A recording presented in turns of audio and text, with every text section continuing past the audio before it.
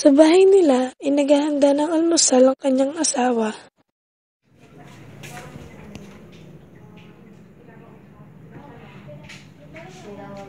Saan?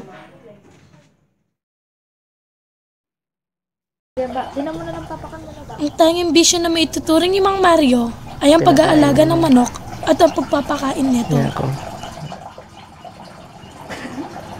Ilang bisyo ko rin. Kaya may kapagluto na ako.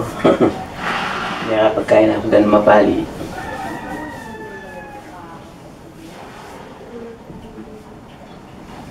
Nilising mo yun, 3:30.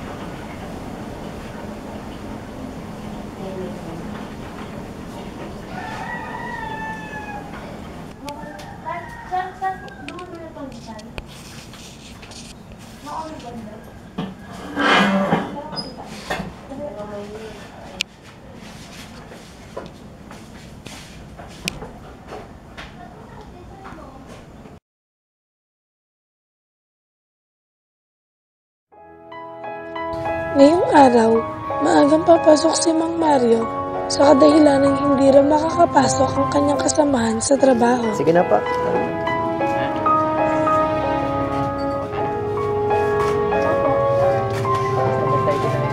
7:30 na rin. 7:30 po.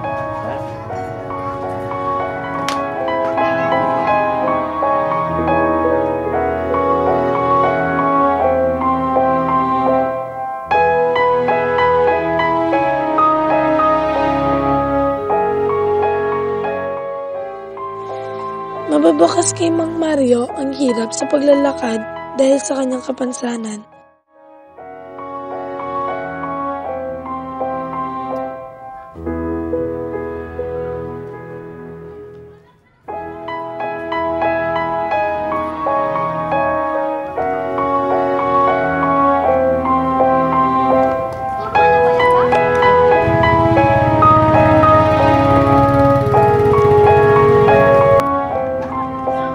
Kahit na nahihirapan sa paglalakad ay patuloy pa rin si Mang Mario sa pagkayod para buhayin ang pamilya.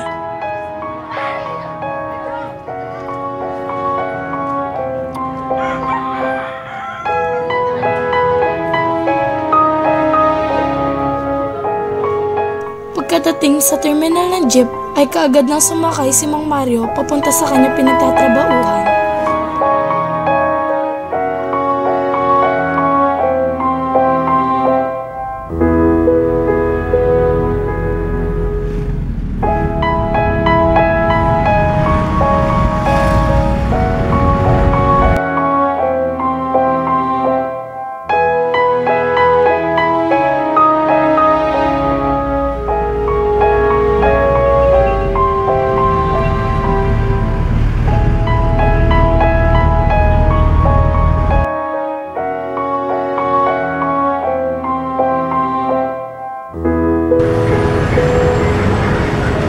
Pagbaba ng jeep, agad niyang tinungo ang lugar ng kanyang pagtatrabauhan at binuksan ang kanyang maliit na paggawaan ng sapatos.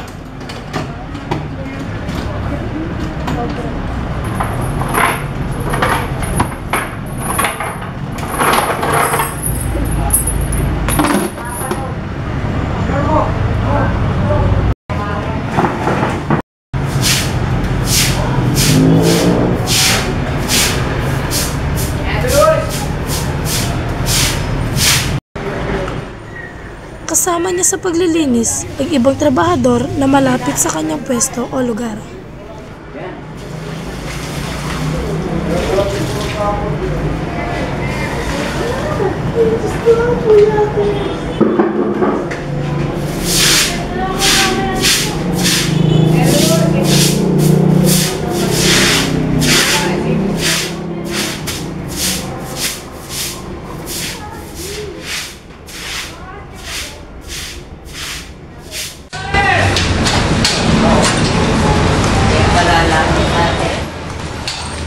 Pagkatapos ng paglilinis, ay agad na inayos ni Mang Mario ang kanyang mga kagamitan.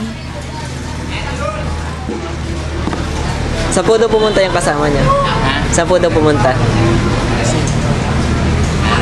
Lalasing. Fiesta sa Matias, nagpa-fiesta sila.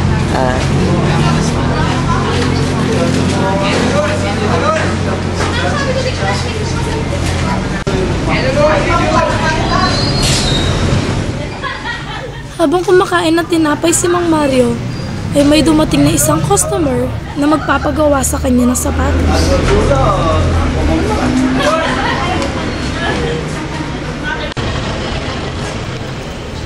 Sapatos na siya mismo ay madalang na makasuot.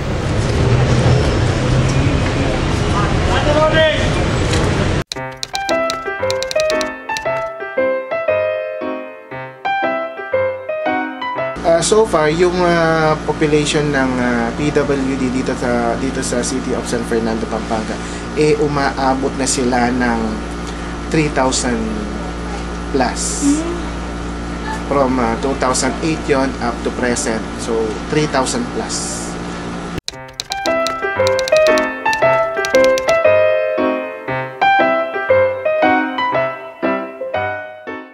Republic Act 7277 o yung Magna Carta for Persons with Disabilities, nakapaloob doon yung mga nakapaloob doon yung mga rights and privileges ng mga PWDs o yung mga tinatawag nating persons with disabilities.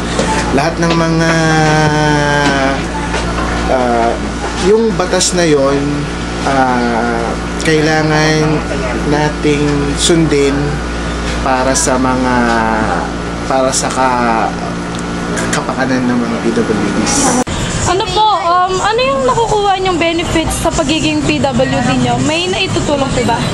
Sa beses pa lang ako nakakuha. December. Tulad nga na sabi ko sa iyo kanina, yung unang number 1 na benefit ng mga PWD na nakapaloob dun sa Magna Carta for Persons with Disabilities, yung PWD ID. Tapos ito na lang ID mo ba? About po sa pagka-PWD yung ID. Yeah. Para saan naman po to? Saan siya nagagamit? Mga sine. Discounted. Discounted siguro sa gym. Ganyan. Pero yung ginagamit.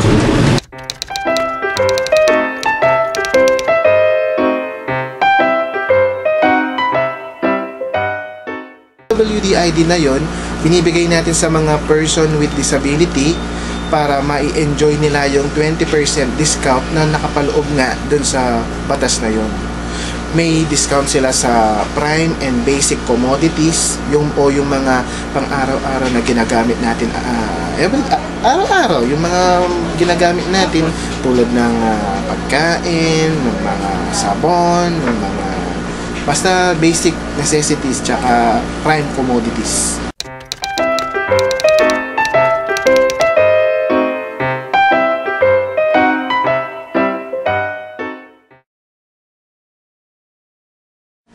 Yung mga ganong klaseng program, syempre, inaano namin, ini-inform namin yung mga kapitan. At the same time, nagko-conduct din kami ng information dissemination. Katuwang natin yung CLTV Channel 36 tsaka yung 95.1 RW Radio FM dito sa San Fernando, Pampanga, para ikalat yung mga services na pinoprovide ng city government para sa kapakanan ng mga PWDs.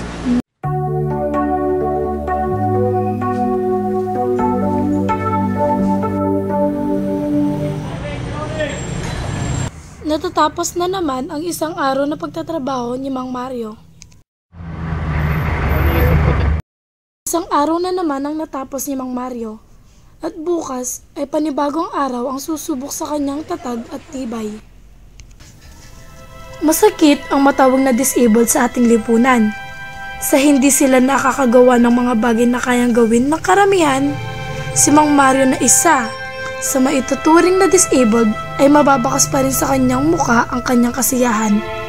Hindi dahil masaya siya sa kanyang buhay, kung hindi dahil tanggap niya ang kanyang kapalaran. Bagamat may puwang sa buhay ni Mang Mario dahil sa kanyang pagiging PWD, hindi niya ito alintana sapagkat ayon sa kanya ang buhay ay sadyang napakaikli lamang para aksayahin sa lungkot at bigati. Dapat lumaban at lapatan na lang ang mga puwang na buhay ng saya at pasasalamat. Ito po si Justin Dayan Esmeria para sa Kantili Docu.